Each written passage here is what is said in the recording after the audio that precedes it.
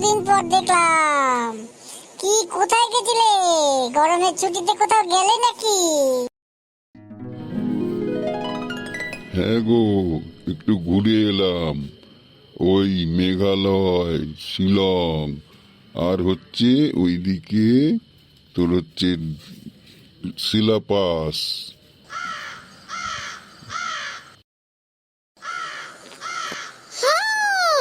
Uncle দাদু, আমার মনে হয় সিলেবাসটা কি অরুণাচল প্রদেশে নাকি? না না ধর, কি বলিস? সিলাবাস টিলাবাস ইন্ডিয়ার না, ওটা চায়নার জায়গা বোধহয়। তুইও পারিস হারু। ইয়ে কি বলে, আঙ্কেল দাদু যাবে চায়না?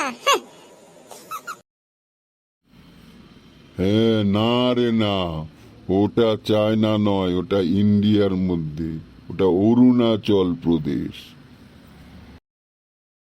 আচ্ছা আঙ্কেল দাদু, ওখানে কি পাহাড় আছে না নদী আছে না সমুদ্র আছে গো, একটু বলো তো। ওখানে নদী সমুদ্র থাকবে কেন? পাহাড়, শুধু পাহাড় আর ঝর্ণা, সবুজ গাছপালা। আচ্ছা আঙ্কেল দাদু, সিলেবাসে খুব ঠান্ডা না? হ্যাঁ, ঠান্ডা তো আছেই, 13,700 ফুট। আচ্ছা আঙ্কেল দাদু, তুমি কি তোমার ওই বুলেটটা নিয়ে গেছিলে অফ রোডে, নাকি গাড়ি করে গেলে? এটা শুনি তো। না না, বুলেটে না, ওটা একটা গাড়ি ভাড়া করে গেছিলাম।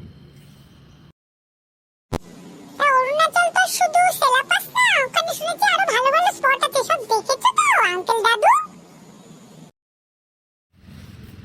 না না, ওখানে তাই কেন, আরো অনেক ভালো ভালো জায়গা। ওখানে বুমলা পাস, চীন বর্ডার, 15,200 ফুট। আর হচ্ছে ওখানে অনেক ভালো ভালো ঝর্ণা আছে, ওখানে মাধুরী লেক আছে। তা আঙ্কেল দাদু, সবই তো বুঝলাম, তুমি গেলে মজা করলে, সব পাহাড় টাহাড় দেখলে। আমাদের এবার কবে নিয়ে যাবে সেটা বলো, কারণ নেক্সট টাইম যদি তুমি যাও আমরা কিন্তু পিছা ধরবই, বলে দিলাম।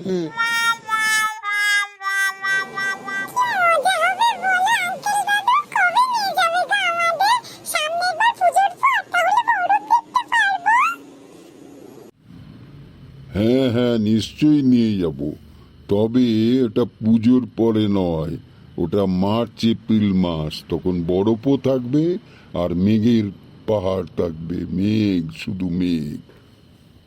ঠিক আছে আঙ্কেল দাদু, এই কথা থাকলো, মনে থাকে জানো, পরে কিন্তু ভুলবে না কিন্তু আমাদের কথা, বলে দিলাম। তবে টায়ার্ড তো, আজকে তাহলে যাই, একটু চাটা খাই, তবে একটু শরীরটা ঠিক হবে।